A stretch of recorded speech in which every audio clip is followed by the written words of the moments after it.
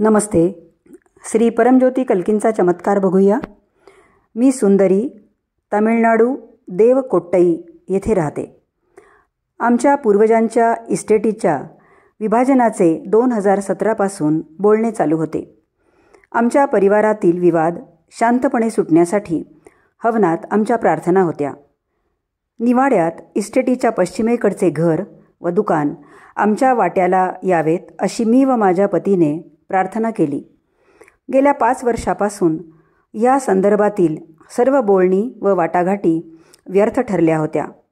त्यावेळी इथे वरयज्ञात मी श्री परमज्योती भगवती भगवानांना प्रार्थना केली. माझी तब्येत पूर्ववत करण्यासाठी श्री परमज्योती भगवती भगवानांचे मी खूप आभार मानले.